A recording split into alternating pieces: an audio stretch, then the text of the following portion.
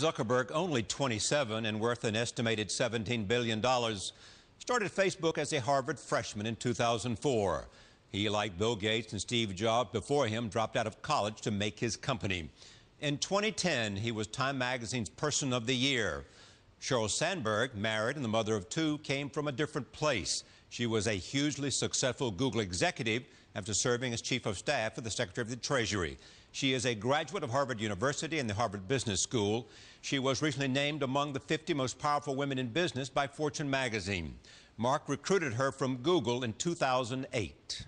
I was at Google at the time. So did you think at that moment, did you think, well, maybe this is something special? A few people who I really respect had pointed Shreyl out as someone who could be a really good partner for me at Facebook. But at the time, I mean, I was just really interested because I had a lot of respect looking at what you built at Google and wanting to get a sense for some of the lessons that you'd learned and just figuring, you know, even if we didn't work together, how can I apply some of those things to Facebook?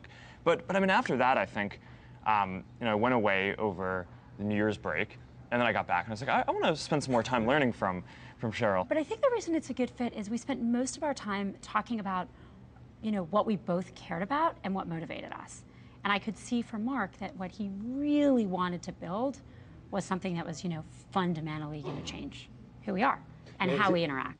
Together, they have taken Facebook to its dominance of social media and made it an enormously valuable company worth more than $80 billion. Here is what Time Magazine said in 2010 when it named Zuckerberg Person of the Year. Quote, in less than 7 years, Zuckerberg wired together a twelfth of humanity into a single network, thereby creating a social entity almost twice as large as the United States. If Facebook were a country, it would be the third largest behind only China and India. It started out as a lark, a diversion, but it has turned into something real, something that has changed the way human beings relate to one another on a species-wide scale. Facebook has merged with the social fabric of American life, and not just American, but human life. Nearly half of all Americans have a Facebook account, but 70% of Facebook users live outside the United States. It's a permanent fact of our global social reality. We have entered the Facebook age, and Mark Zuckerberg is the man who brought us here. And Shreyl Sandberg joins Mark Zuckerberg and Facebook to help take it to new levels of impact and consequence. Tell me what the mission is today for Facebook. You've got 800 million and counting users. It's an extraordinary reach. Someone said it's the most expansive human enabler of communication, or an enabler of human communication there's ever been. We're trying. You're doing well at it too. So what's the mission? Where is this thing going? So the stated mission of the company is to make the world more open and connected, right? And the idea is that when you give people this ability to stay connected with all the people they care about, and you make it so that they can express new things about themselves or in communication with other people who they care about, then you just open up all these new possibilities. You make it so people can stay connected in ways that they couldn't before. They can learn about new things, whether it's events that are happening in the world, or ability to organize new things, or learn about new products, or new movies, or music that they want to listen to. It opens up a lot of new possibility when you can keep all of these connections open to the people that you care about. So obviously a big part of our mission is just connecting all these different people in the world. And one of the things that we are really proud of is that now 800 million people around the world are using Facebook every month, and perhaps even crazier. It's mind-blowing from my perspective, but more than 500 million people use Facebook every day.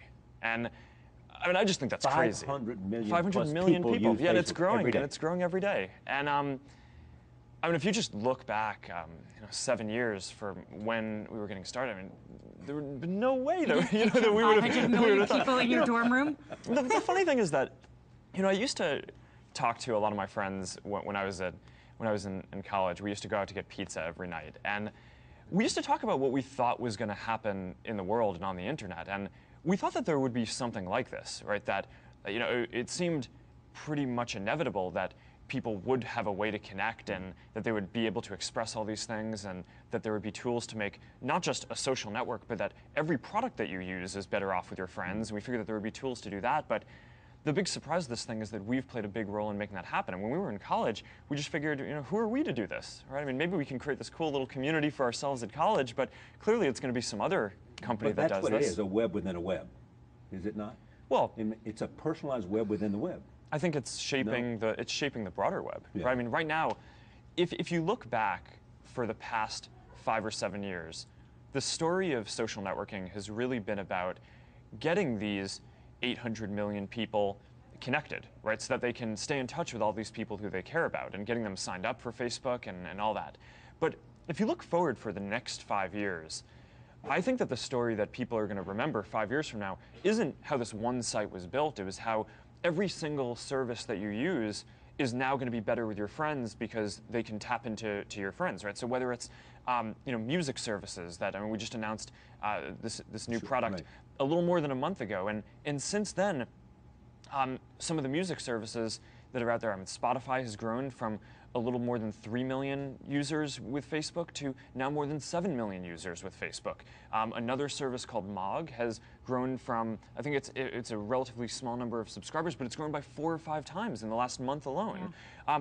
And I think what that just shows is that all of these different products are better when you're doing them with your friends. I mean, think about it. Do you want to go to the movies by yourself, or do you want to go to the movies with your friends, right? You want to go with your friends. Or do you want to know what your friends like rather than what a whole different matrix likes? It's the wisdom of crowds to the wisdom of friends. From the wisdom of crowds being, so that's Google versus Facebook right there. I don't think it's Google versus Facebook. I think it represents the wisdom of crowds versus the wisdom of friends. Well, I think the wisdom of crowds applies not just to Google, but to a phase of the web, which was about information and about links. Yeah. And it was a lot of wonderful things, mostly based on anonymity and links between crowds. What does the crowd think? What is the best thing? Yeah. Ours just starts from a totally different place, so it is an evolution. The information web still exists, it's still broadly used, but the social web didn't exist before. The social web can't exist until you are your real self online. I have to be me, you have to be Charlie Rose, he has to be Mark Zuckerberg, I have to be Shreyl Sandberg. Once we are online as ourselves, connected to each other and our other friends, then you can have the evolution of what becomes the social web. Not just on Facebook, but throughout. What is it about that people want to be on Facebook? They want to talk about themselves. What is the sort of essence of that? I think that people just have this core desire to express who they are. Right. I mean, I think it's always existed. It's one of the things that I think makes us human. But and obviously to know what's going on with your friends' lives, or not just your friends, but people you care about, right? People who you're interested in who aren't your friends, who are maybe on the periphery of your social circle. I think that those are all just core human needs. And until Facebook, there wasn't a great tool for doing that. But I think that a lot of that and building that up was the last 5 years. I think the next 5 years is going to be about, okay, now you're connected to all these people. Now you can have a better music listening experience. You can have a better movie watching experience. You can see what your friends are reading and learn what news you should read first. All of these things I think are gonna get better, and that's the thing that I'm most excited about for the next 5 years. And if we do well, I think 5 years from now, people are really going to look back and say, wow, over the last 5 years, all these products have now gotten better because I'm not doing this stuff alone, I'm doing it with my friends. And it's personal. It's not just that you're bringing your friends with you and then it becomes personal to you. So if you look at how people use most of the web, most products out there, even if you're logged in, if I looked over your 2 shoulders, you see the same stuff because it's basically produced for the masses. Ours is different. Is it key to the monetization of the future the fact that advertisers will believe this is the best way to reach people who are likely to buy their products? So marketers have always wanted, personal relationships with consumers, or relationships where consumers do 2 things. Consumers buy their products and consumers tell their friends that they buy their products. Marketers have always been looking for that person who's not just going to buy, but spread the word to their friends. What we do on Facebook is we enable marketers to find that, and then if I do it on Facebook, I'm sharing with an average of 130 people. And so it becomes word of mouth marketing at scale. So people can tell each other what they like, which is for marketers, the thing they've been looking for, I think, for a long time. So then why do you want to be a public company? Why do you even think about an IPO?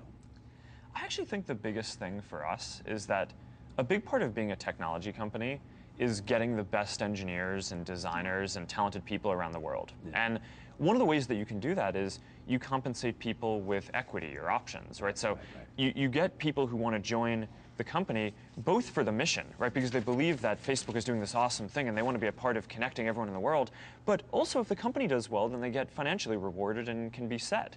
And you know, we've made this implicit promise to our investors and to our employees that by compensating them with equity and by giving them equity, that at some point we're going to make that equity worth something publicly and liquidly, in a liquid way. And now the promise isn't that we're going to do it on any kind of short-term time horizon. I mean, the promise is that we're going to build this company so that it's great over the long term, right? And that we're always making these decisions for the long term. And but at some point we'll do that. Dividend for your yeah, well, whether it's a dividend here. or not, they'll be able to trade their equity for money. And that's something that we take seriously as a responsibility of running the company. And we just care deeply about all the employees and the investors who have been there with us. Has the Groupon experience and has other things changed your sense of the timing of an IPO? I don't think Not so. really. No. You'll go when what? When will When you it makes decide? sense. I'm ready. No, but Yeah. what will tell you it makes sense? I don't know. It's a good question. Yeah. Yeah. But you'll I just know. I mean, yeah. It's honestly, it's not something I spend a lot of time on a day-to-day basis thinking about now. How do you measure the impact that we now believe social media play in the Arab Spring? I mean, obviously you had to be interested in that because it had a reality and it changed governments. Yeah. What have you come to understand my about personal take on this is that that social media's role is maybe a bit overblown in that. I mean, the way that I think about it is that if people want change, then they will find a way to get that change, right? So whatever technology they may or may not have used was neither a necessary nor sufficient case for getting to the outcome that they got to, but having people who wanted change was. So, I mean, I hope that Facebook and other internet technologies were able to help people, just like we hope that they help them communicate and organize and do whatever they want to every single day. But do you know of But any- I don't pretend that, you know, if Facebook didn't exist, that this wouldn't have been possible. Of course it would have. Yeah, but it was certainly accelerated. And do you know of any effort in terms of where governments, because of that, are trying to shut down Facebook in terms of access? I mean, there are examples intermittently throughout the world all the time, but And there are places we're not available Yeah. as well. China's obviously the big one. That's a big We're not question, too. broadly available. Yeah. yeah. So how do you see that going into China? Because and if in fact it requires some sense of censorship, does that make it a don't go? You know, if your mission is to connect the entire world for all the reasons we've been talking about, you can't connect the whole world and not China. Right. That's not something we're working on or focused on right now because it's not a decision we have to make. So you're correct that when and if we go into China, 1.5 billion people. Well, we'll have issues, but since for right now we're not available and we don't have an immediate path to become available, these are not policy decisions we have to make. So it's not on the immediate horizon It's not on to the go immediate into time China. horizon. And the Yeah. reason is, though, is it because of what happened to Google? So it's not really our choice. It's the government's Yeah. choice, you know. We're So- not available because they've chosen Because to they make acted us a not certain way, you've available. chosen not to go there. Fair enough. No, it's, Yeah. yeah. Yeah, I mean, and then at some point, I think there would be some discussion around what it would take to go there, and then we'd at that point have to figure out whether we were willing to do Exactly. that. But honestly, the way that we look at it now is there's so many other places in the world where we can connect more people more easily without having to face those hard questions that, and I think a simple rule in business is if you do the things that are easier first, then you can actually make a lot of progress, right? And I assume, you know, we talk about running Facebook for the long term, and over the decades in which we hope to run and build Facebook to be a great company, I would imagine this will be a question that we have to answer. But I mean, right now, there's still so much room for growth in a lot of other countries that it's just not the top thing that we're worried about right now. To achieve your objectives that you want to do, the expansion, the connection, the advertising revenue, how important and where do you put making sure that Facebook gets more of the best engineers than anybody else, regardless of where you have First, to steal second, them? and third. That's 1, 2, 3. Yeah. But It's really Steal important. is not Yeah. really. Yeah. Yeah. Attract. We attract them. If you go to Google and you ask about you, they say steal. Attract. He brought you from Google, and you brought other people from Google. He attracted me He from Google. I attracted. You know, I wanted to. But it's So hiring engineers is you think Larry would believe it was attraction or theft? Well, people are not property in the United States, so I'm fairly certain he would say. But you're getting at a really important question, which is engineering talent in this country. Yeah. Yes. Which there is not enough of. So we would hire lots more people. Google would hire lots more people. Every company we know of has more desire for engineers. Has more need for the talented Then engineers, we have them. and you can't find them. Cannot find How them. much of that is because of U.S. immigration policy?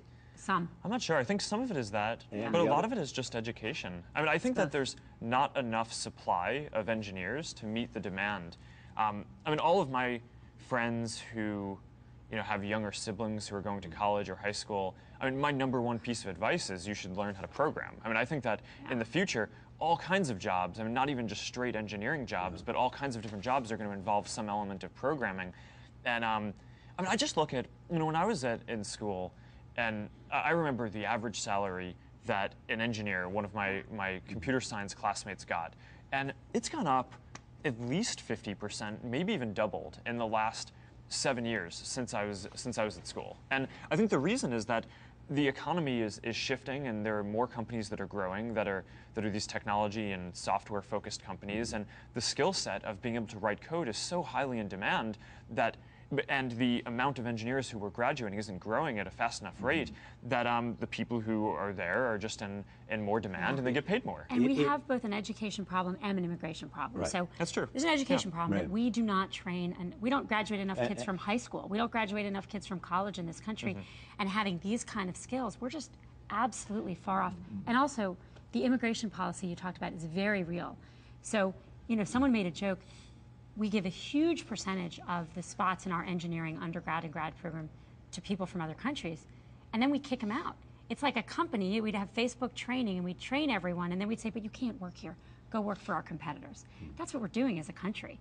People have talked about stapling. Right. We should be stapling a a visa. green card to every diploma. To every high-tech diploma, because those people, not only do they not take jobs from other Americans, they create jobs for other Americans. I mean, there are so many stories on this. We have one guy named Javier Olivan who works here. He was one of the best engineering students in Spain, nationwide, came to Stanford to get his MBA, started here, works with us, and he created our internationalization tools. He runs our internationalization projects.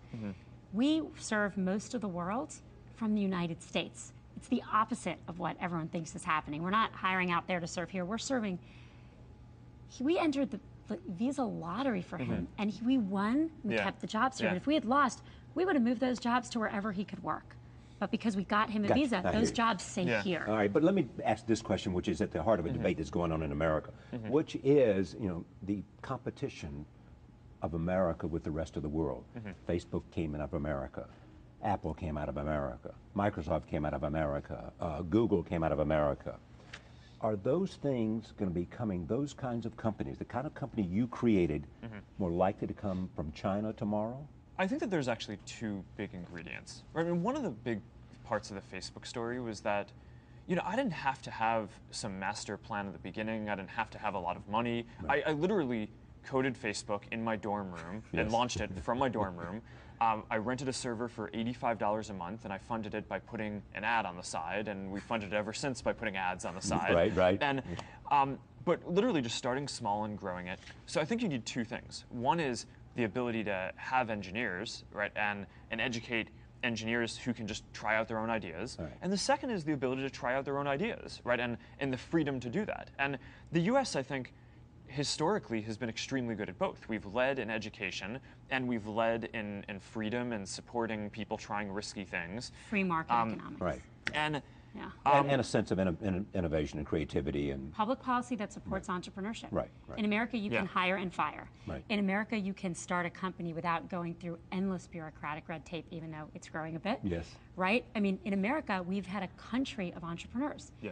We've set up our political system so you can start companies, you can close companies. I think people don't always see the costs of increasing bureaucracy on entrepreneurship. The best people are going to go where they can get the best talent and where they have the best environment to hire. Speaking of environment, how is your culture, say, different from the culture that you saw at Google? What is the Facebook culture? When I think about this, if you compare Facebook and Google to, most of the world, right, to other companies and other industries, they're actually in some ways incredibly similar. They are founder-led, Silicon Valley-based technology companies that have broad Driven by missions. engineering. That's right, driven by engineering. They're very similar. Right. In the little Silicon Valley bubble in which we live, they're truly different, totally different. How so? A couple things. One is that, Google is fundamentally about algorithms. Yeah, no, I'm interested in hearing what you'll say as well. No, but Google is fundamentally about, algorithms and machine learning. Right. And that has been very important, continues to be very important. They're doing a great job. We start from a totally different place. We start from an individual. Who are you? What do you want to do? What do you want to share? Mm-hmm. For us, the vision of the world is that we are like a hacking culture, and we mean that in the best of ways. We do not mean scary people breaking into your home or anything. Or espionage. Or espionage. What we mean is we build things quickly and ship them. Mm-hmm. So we are not aiming for, perfection that comes over, years, and then we ship a product. We don't work on things for years and then ship it. We work on things, we ship them, we get feedback from the people who use it, we get feedback from the world, we iterate, we iterate, we iterate. We have these great signs around. Done is better than perfect. What would you do if you weren't afraid? We're very much a culture. It's the notion of perfect is the enemy of good. Yeah, and a culture of very, very rapid innovation. It is really different from a culture where you're already taking the web and your primary mission is, okay, I want to organize something that's out there. Right. We have this culture where we place a really big premium on moving quickly, right? Mm-hmm. And one of the big theories that I had about that was that all technology companies, and probably all companies, just slow down dramatically as they grow. But if we can focus at every step along the way and moving quicker, then maybe when we're around 2,500 or 3,000 people now, maybe we move as quickly as a company that only has 500 people, right? Because we've invested so much in building up the infrastructure and tools, and also the culture that tells people to take risks and try things out. And I just think that ability to build stuff quicker will be a big advantage for us and will help us build better products over the long term.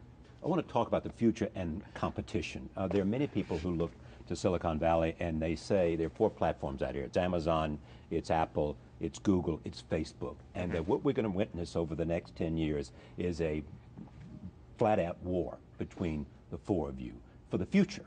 How do you see that? I mean, people like to talk about war. There's a lot. There are a lot of ways in which the companies actually work together. There are real competitions in there, but I don't think that this is going to be the type of situation where there's one company that wins all this stuff. But you're already getting in each other's businesses. I mean, you know that. Yes and no. There's something called Google Plus. Yes and no. I mean, I think. Google, I think, in some ways is more competitive and certainly is trying to build their own little version of Facebook. Yeah. But when I look at Amazon and Apple, and I see companies who are extremely aligned with us, right? And and we have a lot of conversations with people at both companies, just trying to figure out ways that we can do more together, and there's just a lot of reception there. And I mean, I can't think of an Apple product or an Amazon product that I look at and is like, oh, that's really a threat look to us. at it. Amazon just announced a new Kindle Fire, I know, which is their tablet to compete with the iPad. And that's cool. Yeah, and, but I mean, so we don't have a tablet, so we can care less about it. There are no borders out here in terms of what you might want to do. Come on, well, Shreyl. There are no borders for us, certainly, right? Because we want everything to be social, and we prefer everything to be social with Facebook. And so for us, our goal is really to work across. We want to work on every tablet. Right. Yeah, this is the important part. And Apple and Amazon, God bless them, they can compete and build lots of different tablets. You found a device and we want to be seen on it. That's right. Yeah. So I mean, if you're Amazon, one of the big strategies is sell Kindle so you can sell more things, right? If you're Apple, a big part of your strategy is sell devices because that's how you make money. Right. If you're Google, they want to get Android as widely adopted as possible. And so therefore they go out and they buy Motorola. Yeah, but our goal is, for example, little purchase on the side. And there are rumors that Microsoft may buy Nokia or something like that. Sure. So but our goal is not to build a platform; it's to be across all of them. Right. I mean, because our mission is to help people connect and stay connected with people no matter what devices they're on. And this is really important. It actually gets back to the differences before we were talking about with Google and Facebook. Right. There's one thing that I think is most important that's true of Facebook, which is that we are focused on doing one thing incredibly well. We only really want to do one thing. Social media. Connect the world. Connect the world. Okay, and fair enough. And be the social technology people use. I think if you look at other companies, all of these companies are doing lots of different things, but we are still, as we grow, doing exactly but here's one the thing, there's nothing you think you can't do. I mean, you I look actually, at, I look actually at, you thought you look were going to at go in a mood- different direction with this. Go ahead. Because, I mean, it is true that there's a corollary to what you just said, right? So it is true we are focused on this one thing, but because there's all this other stuff out there, that means that Facebook has evolved as a partnership company. That's right. Which is very different from the way that Apple or Google or Amazon or Microsoft or any of these folks are, right? I mean, if Apple or Google wants to build a product, they typically go build it, right? Whereas if Facebook wants to make it so that, we want to help rethink the way that people listen to music or watch movies, what do? Right. We build a platform on top of which people can connect, and we enable all these different companies, dozens of companies, to plug in. Companies that are big companies, companies that are small companies, things that don't even exist. It's a really different approach than what all these other companies But have. the end result is you want to provide a means for people to look at movies, to listen to music, to But do they all can be kinds using of other things. people's But services. we don't want to provide the means. This is the thing. Our one thing that is the basis of our partnership strategy Right. and our partnership approach, we build the social technology. They provide the music. Yeah, exactly. We don't want Okay. people to use Facebook to watch movies or read newspaper You articles. want to do what? You want to We want to provide the social technology. So we want them to listen to music on the iPhone or through Apple or through Spotify, anything they want. We want them to watch movies anywhere. We just want Facebook to be how they share wherever they are. And so we do this one thing, which underlies this huge partnership strategy. And it does make us, I think, pretty different than many of the other companies you're talking about. Just take the movies thing as an example. I mean, We don't care the where you biggest watch. movie companies that are partners right now and are building on top of our platform are Netflix and Hulu, right? And I guess Hulu's more on the TV side. But people can share all kinds of videos that they're watching. You can see the top things that your friends are watching. So I could go to your profile or your timeline, and if you want, you can have a box up there that's what are the TV shows that you watch the most, and I can go ahead and click on it, and it'll take me right to the Hulu app, and I can start watching that. That I think is really powerful. The piece that Facebook is doing is saying, okay, we're friends, right, and allowing you to share that I want to express to people what are the TV shows that I like, and now Facebook is giving me a place to go see what you want to watch if you want to share that. But then from there, you click on it and it takes you to Hulu, or it takes you to Netflix, or if you want to listen to music, it takes you to Spotify, or it takes you to one of these other companies. But is central here your sense that the future belongs to social networking? That's I think the that future? a big piece of it is. Finish that. But It's with not yeah. everything. I mean, if you think about it, in your own life, right, with all the things that you do, how many of the things that you do are better when you're doing them with other people or with your friends? Probably a lot, right? Not everything, but a big piece of that. Almost everything. And I think that we can help power that, but for all of those things, then some of them we're going to build ourselves, right? So the core experience where I can go learn stuff about you, right, based on what you've shared, we're going to build that piece, right? The core piece where you can see all of the stuff that's going on with all your friends that they wanted to share. We'll build that piece. But the piece where you go to try to consume a specific type of content, right? I want to see what news my friends are reading. That'll be newspapers. And this is why this matters, right? Because we can win along with lots of other people winning. Yeah. And that is totally different, I think, about the strategy of if news becomes more social, that's great for Facebook if it happens with our technology. But because you're the great it connector is of the great world. for the Washington Post and the New York Times and the Huffington Post and anyone who chooses to use our technology, which we make available to every news service out there. And we're not trying to replace everyone or do everything. We want to enable everything to be more social for everyone else. Yeah, I think it's actually it's a lot more extreme even than you're saying. I mean, games is probably the biggest industry today that has gone really social, right? I mean, the incumbent game companies are really being disrupted and are quickly trying to become social. I mean, you have companies like Zynga, which are going public soon and will be valued most likely at multi-billion-dollar valuations, and basically all of their games are built on top of Facebook for the most part, and a huge number of other companies as well. So, I mean, does Facebook build any games? No, we build no games. You say that. You say that today. No, you say that today. Actually, I'm pretty no, sure I'm pretty sure we're not going to build any games. Negative on me. We're not going to So we build. Well, why are you so sure? I mean, Here's you why. understand this Here's why. because people thought that tell you why. Steve Jobs would never go into retail, and he did. I will tell you why. All right. Because building games is really hard. So that's the only reason. And we're doing what we're doing is really hard, and we think that we're better off focusing on this piece. I think that building a great game service is really hard. Building a great music service is really hard.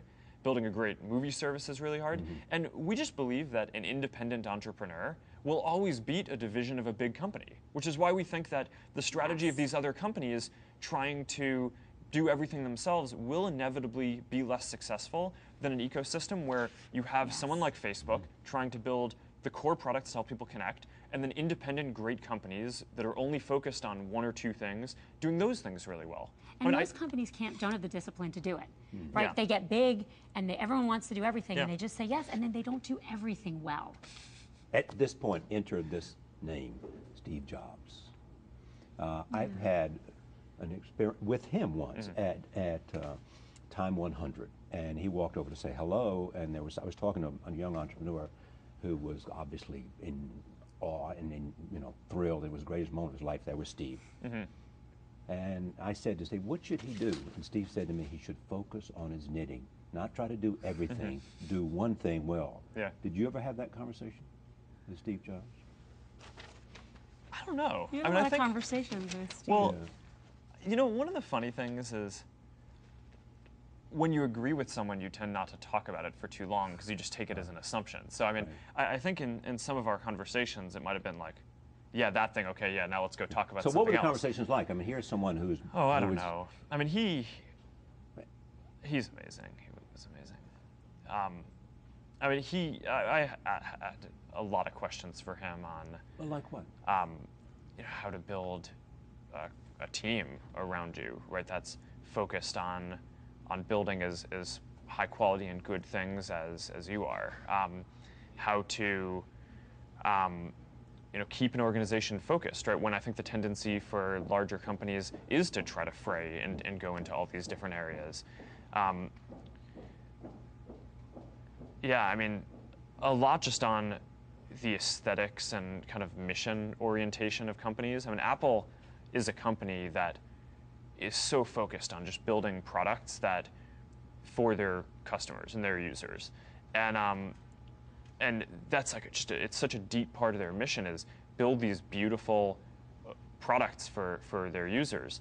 And I think we connected a lot on this level of, okay, Facebook has this mission that's really more than just trying to build a company, right? That has like a market cap or a value. It's like we're trying to do this thing in the world. And I don't know, a lot of it, I just think we connected on that level. Did he ever suggest that Apple might buy Facebook? No, I don't think it ever really got there. I mean, nor would I have wanted to sell it. And I remember talking to him. And I think he would have known that. Yeah, and I talked to him too about this, and like I think about what? About the buying? I think he would have. I think he understood Mark enough to know that Mark didn't want to sell his company because he wouldn't want to. But sell he raised a question with you.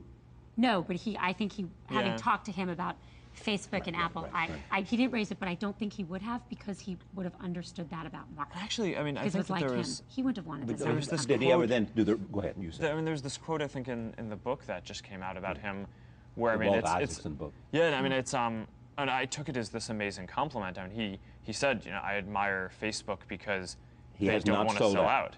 Right. So, I actually think that's one of the ways in which we saw eye to eye on kind of what we were trying to do in the world, and I just think because of that, it probably just wouldn't have come up. You've had, I mean, Microsoft owns a piece of Facebook. You've had an opportunity, I'm sure, to sell. You'll never sell. Is that a fair? Is that a fair? No one even statement? asks anymore. Yeah, it's too big now. Nobody can afford you anymore. Exactly. Is that the essential idea? Yeah. But and you, I mean, can you imagine wanting to buy somebody? And we buy companies all the time. I know, but they're small companies. Yeah. And they're companies driven by certain expertise. Yeah, or certain software. I don't think that buying a company or selling a company is necessarily a good or a bad thing. I just think that the key thing that you need to realize is that when you go through a transaction like that, what you are changes, right? And if you're now owned by someone else, then your goals are going to either quickly or over time become their goals, right? So there are actually, I think, a lot of compelling reasons why someone would sell a company and why it would advance their mission. I mean, I think, for example, YouTube might have been a good version of this, right? Where, I mean, they had these huge expenses, and Google funded it and has grown it, and it's grown into, I think, a really good product. Maybe beyond what the founders had even hoped. Maybe if Microsoft had been able to buy Yahoo, it might have worked. Maybe it's hard to tell, but I mean, a lot of the acquisitions that we make at Facebook are, we look at great entrepreneurs out there who are building things, and often the acquisitions aren't even to really buy their company or what they're doing. It's to get the really talented people who are out there trying to build something cool and say, if you joined Facebook, you could work on this completely different problem. Isn't this a more important problem? And for the people who answer that question, yes, they join. And that's how we've had the most success so far. Let me talk about what you know about all of us. It is this notion that constantly comes up. Is there anything you do not want to know about? I just don't even think we think about it that way. I mean, it's okay. Well, help me think about it in the right way. How you think about it, because I mean, the like button, it is a powerful tool. It's not for us, though, right? I mean, it's for people advertisers. To express. No, it's not for advertisers. But it's for people. People relate to each other.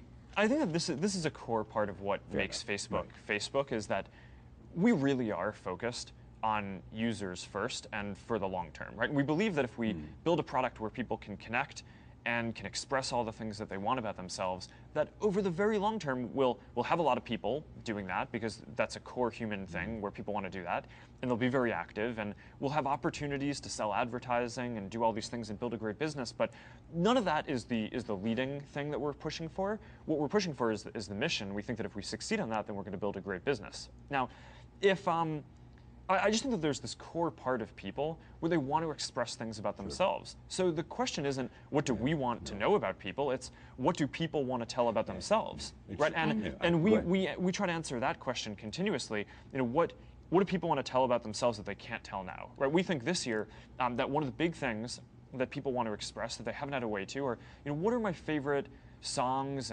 and different media that I consume.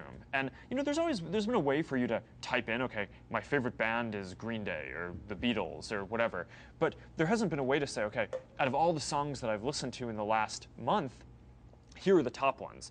But in the month or so since we've launched that functionality on top of platform, people have already chosen to publish more than 1 billion songs that they've listened to into Facebook through partners. And it's amazing. So, and it's because they want to do that. And it's really important to understand that we don't want people to express anything. We want them to have an opportunity to express what they want to express to the people they want to express it.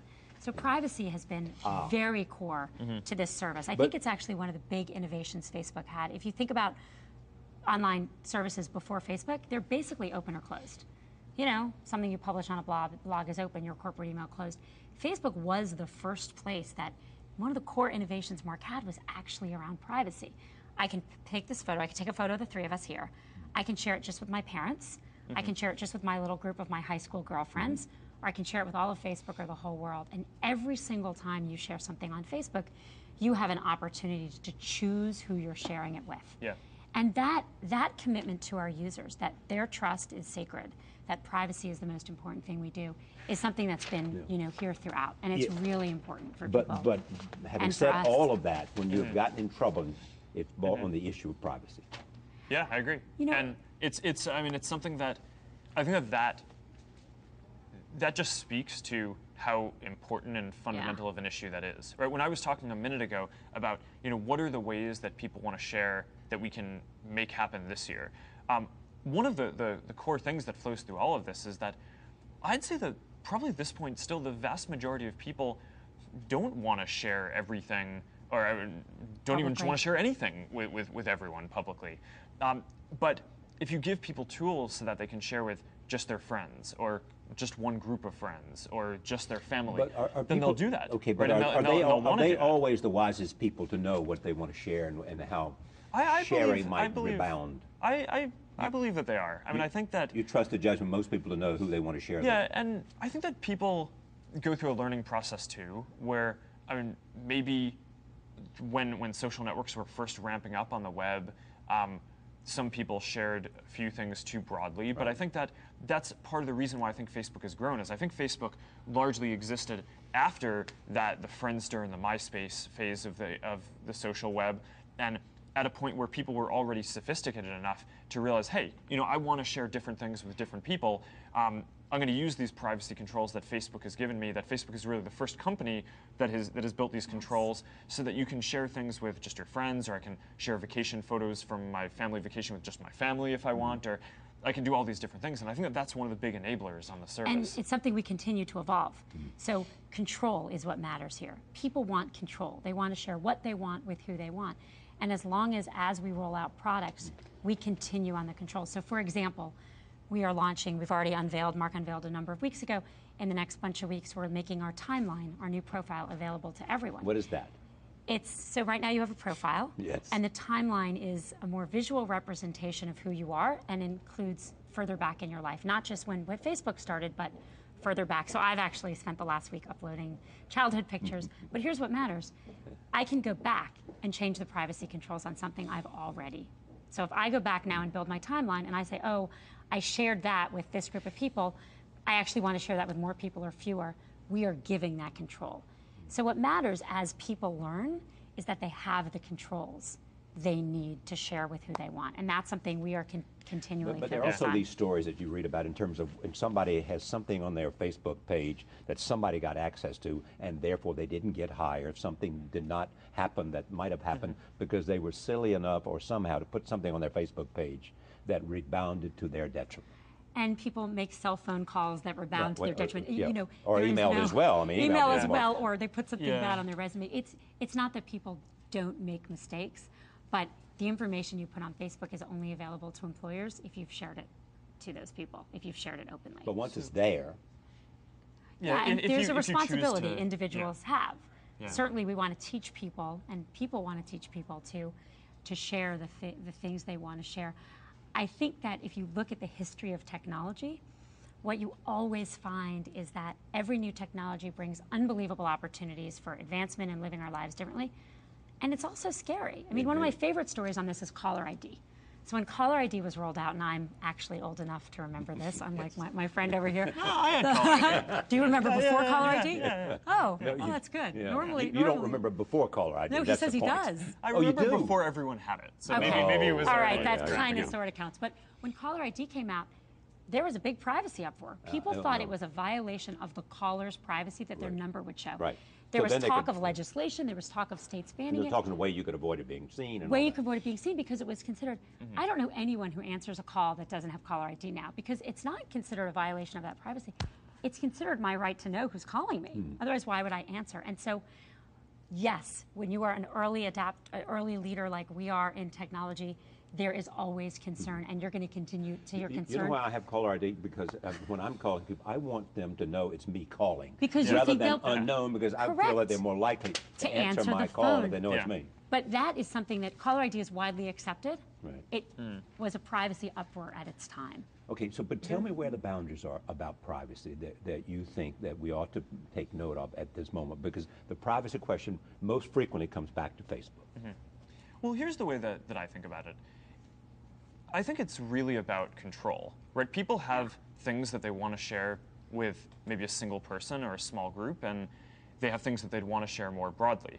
And the real question for me is, do people have the tools that they need in order to make those decisions well? And I think that it's actually really important that Facebook continually makes it easier and easier to make those decisions, because the demographics of people who are using Facebook are changing as well, right? And we started off with these people in college, right, who used computers every single day, and now, as we're up to 800 million plus users, we have people using the site who it's one of the only things that they do on a computer, and maybe they're not computer savvy, right? Or they don't want to spend a lot of time trying to figure out privacy controls. So what we've done in the last year is we've made it so that anytime you go to share anything, the privacy control is now right there, and it says exactly who you're going to share with. If you're going to be sharing publicly, there's a little globe and it says the word public. And if you're going to be sharing with friends, there's this icon of a few people and it says the word friends, and you can just click and you can change that really easily every time you post anything. And back when we were getting started 7 years ago, I don't know if that was necessary, because the college students and early adopter type folks just had this intuitive understanding of how the service worked. But now I just think that the boundaries, it's getting more and more important to be increasingly clear and give people those controls. And that's what we're trying to do. And I don't think we're at the end. I think we're going to need to keep on making it easier and easier. But that's our mission, right? I mean, we have to do that because if people feel like they don't have control over how they're sharing things, then we're failing them. I mean, we're making it so they can't share a lot of the stuff that they want to. I think it is the case that people talk about Facebook and privacy a lot, and I think it will continue to be the case, but it's because we lead in this area, meaning that we are the most privacy-focused place for anyone to share anything. Well, no, it's because you have more information about everybody than anybody else. Elliot Schreyl has this great story. He tells, he works here and runs a good chunk of the company. He says there's this old joke where, you know, the man loses his keys and he's looking for the keys under the lamppost. And someone says, well, why are you looking under the light? They're clearly not here. He's like, well, this is the only place I can see. If I go over there, we are focused on privacy. We care the most about privacy.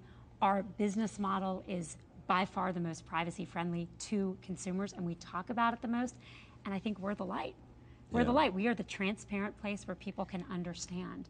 And I think you will continue to see conversations about Facebook and privacy, but it's because we lead and we care so much about it. I think it's worth explaining this a bit more, though. I mean, when you're saying that we're the light, it's because, sure, people have a lot of information on Facebook, but that's information that they've put into the service. If you look at companies, whether it's Google or Yahoo or Microsoft, or that have search engines and ad networks, they also have a huge amount of information about you. It's just that they're collecting that about you behind your back, really. So and it's like you're going around the web, and they have cookies, and they're collecting this huge amount of information about who you are. But you never know that. And I mean, some of these companies make an effort to give you a page where. But do you find that a bit scary? Well, I think it's just less transparent than what's happening on Facebook. It's the dark. Right, so on Facebook, if someone wants to target, say, okay, I want to advertise, like I'm a band and I'm coming to the Bay Area.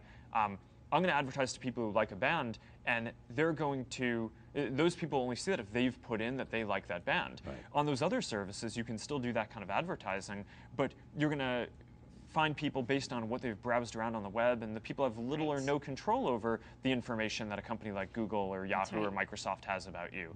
And I don't know, I think that some of those companies have made an effort to give people a page that they can go see all the information that the company has about them.